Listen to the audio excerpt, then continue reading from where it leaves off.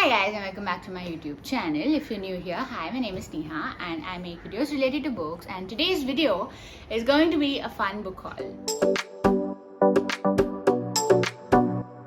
Once again, usual disclaimer, sorry for the little bit of the background noise. I think it's much better than the previous videos, but it's really humid and I can't sit without the fan, and then you can just hear some random hammering sound. So excuse that, hopefully it's just for a few more days. So yeah, I wanted to make a video showing the books that I bought in March and April and May. So I'm not going to buy any more books in May, but yeah, I've managed to accumulate once again quite a few books, but at different sources and for different reasons. So I just thought it'll be fun to show it to you and yeah, just fuel this capitalism habit that I've gotten into. So yes, without any further ado, let's just quickly get started. The first two books I've already finished. The first one of those is The Sentence by Louis Erdrich. I bought this in Crossword in Bombay and I started reading it immediately. This is basically a book about books, a book set in a library, and I think I talked about this in my wrap up as well, which I'll link up above. Do check it out. I really enjoyed reading this, and I think it will turn out to be one of my most favorite books for the year. So yeah, 100% highly recommend this book. Do check it out if you haven't. And then the other book that I finished, I think in April, this is Tomorrow and Tomorrow and Tomorrow by, did I say too many tomorrows? Tomorrow and Tomorrow and Tomorrow. That's it, 3 tomorrows, by Gabriel Zevin. I don't remember where I bought this. I think I bought this in Kitab Khama and I finished it. This is basically like a romance slash litfic book set in the world of video games. So two friends, they meet in a hospital, and circumstances force them to go be apart for quite a few years, but then they reunite and they rediscover their love for video games and they build this video game company. And then, you know, all these, like, there's love triangles and friendship issues and relationship issues and all of that. It gets really dark towards the second half. I won't give any spoilers, but I did enjoy reading this. It is quite fast paced in the first half, I would say, but in the second half I kind of lost a little bit of interest. And also, like, for example, one of the key themes was a woman in the video game world, like the owner of video games. I really wanted the portrayal of that even more. I think though the issues that of feminism in such a male dominated industry, they kind of like stopped in the second half when drama took over. I wish they continued and I wish we got to see more of that, but overall did enjoy this and did like my time with it. So yeah, those are the two books that out of the book haul that I've already finished. Let's talk about the books that I bought in Goa when I was there for vacation towards the end of March. I don't think I covered this in the book haul previously. Yeah, I didn't. So basically I went to this small bookstore in I want to say Arpora. I'm not sure of the address. I'll include it down below.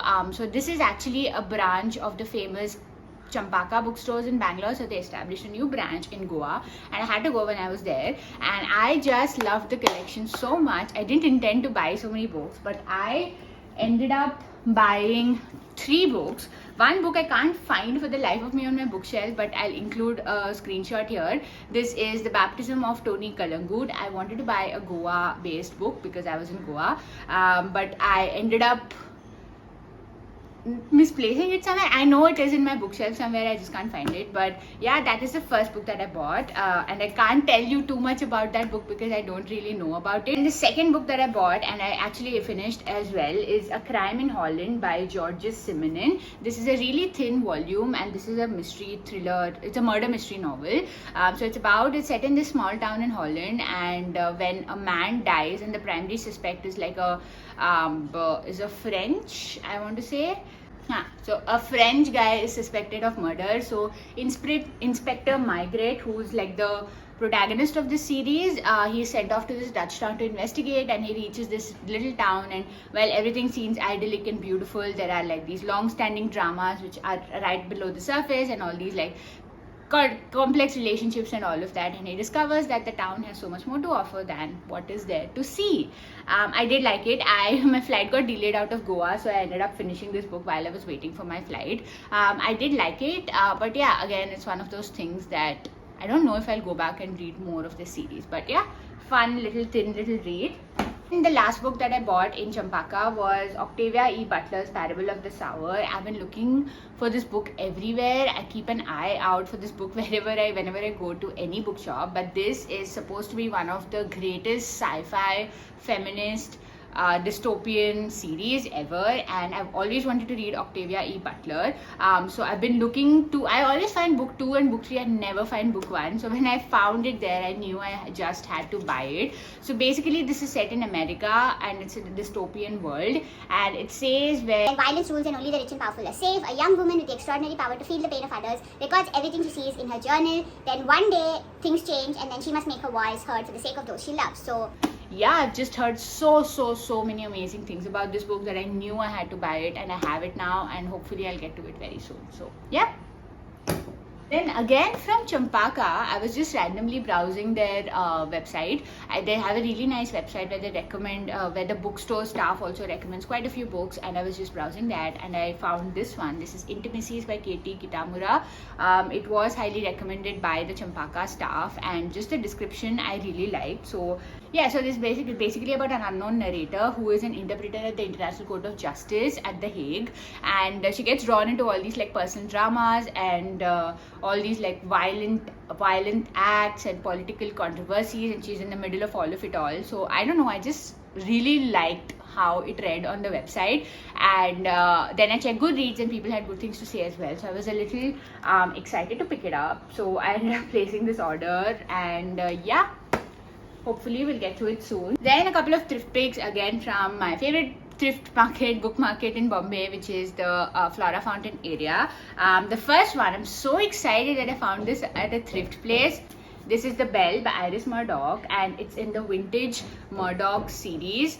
So it has really nice drawings and illustrations on the front and the back, and then like the end papers also are like really nicely illustrated. I've always wanted to read Iris Murdoch, and when I found this, I knew I had to have it. They actually had 3 of her books and he was offering to me as a set, but I'm very happy I'm resisted. I bought only one. This is basically set in the 20th century.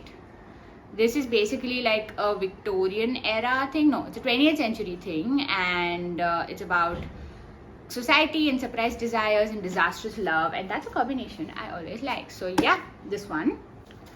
Oh, apologies for my really sweaty face, but yeah.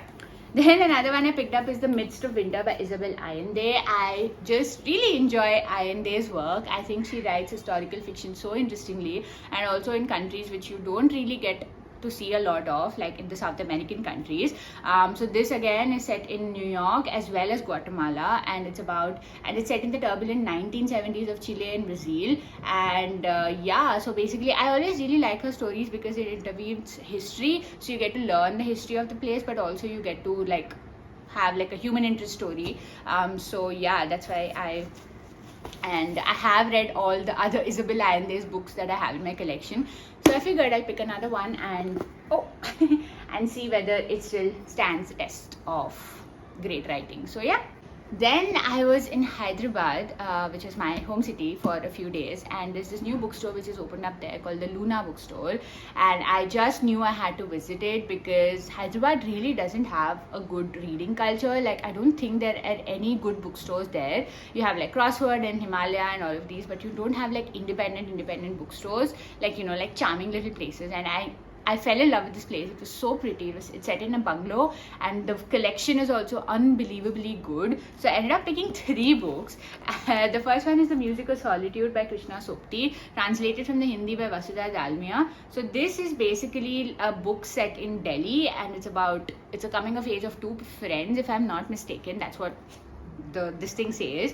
The Hindi novel is called Samay Sargam, and yeah, I really like the sound of it. I know a couple of people on BookTube. I know a couple of people that I follow on BookTube have read this and they've not enjoyed it, but I wanted to see if that's the case with me as well, so I ended up picking it up. Then another one that I bought is Rachel Cusk. Sorry, which one is this? Second Place. I've read Rachel Cusk's the first one, which is I keep forgetting what it is. Transit? No, wait, let me tell you.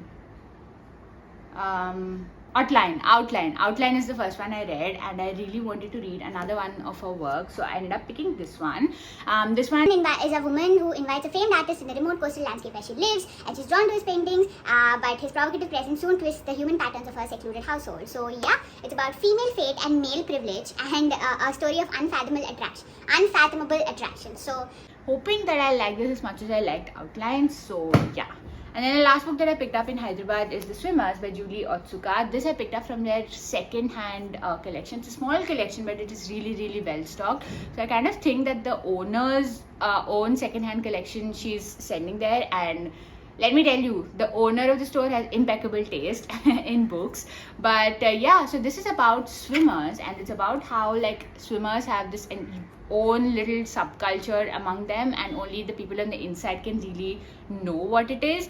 So it offers a glimpse to outsiders of that little like subculture, and it's about this woman who's like a swimmer and she's slowly turning into a mermaid, and it's about like that journey or something like that. It sounded really interesting and intriguing, and I don't think I've ever read a book set about swimmers in particular, so yeah, excited to read this as well. Not even taken this out of the packet yet. Yesterday from Kitab Khama I bought 2 books. I just couldn't resist. I didn't plan on buying any books yesterday, but the first one is Passing by Nella Larsen. It's in the Penguin cloth bound small collection.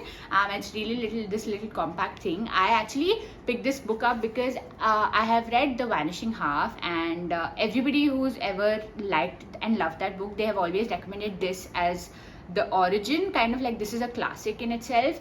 They always said that you'll love this if you like that. So I've always been curious about this book, so I ended up picking it up. I also read a few pages and I really liked the writing style, so I picked it up. So this is basically about 2 people. Both of them are light skinned. Both of them are African American light skinned women. One of them passes off as Caucasian and she marries a racist man, and she lives this like dual life, and the second one is very heavily involved in activism. So they were childhood friends, they get separated, and then later on they meet and like sparks fly or something like that. So yeah, very interested in reading this. I think I'll pick this up after I finish my current read. And then the second and the last book for this haul is Baluta by Daya Pawar, and it's translated by Jerry Pinto. This is basically originally written in Marathi, and it's a memoir, I would like to say. Yeah, it's a memoir of Daya Pawar, who is a Dalit activist, and it's basically his life story. It's set in rural Maharashtra, and it's about just his life story of activism and the things that he had to see and all of that. And it's translated by one of my favorite authors, Indian authors at the moment, which is Jerry Pinto. So yeah, and a lot of people have recommended this book. I think even Jyotsna from Jyotsna's Bookscapades also really liked this book and has recommended it as part of her Dalit Dalit literature recommendation. So I did want to pick it up, and when I saw it in Kitab Khana, I just figured I'll take it. So yeah, that's it. Those are all the books that I have picked up over March, April and May. I don't want to shop anymore in May, but I hope you enjoyed this video. Sorry for the sweaty mess that I am in right now, but it's extremely humid. I'm going to go sit in the AC right now, and yeah, if you're still around, please like, share, comment, subscribe and all of that, and I'll see you very, very soon. Bye.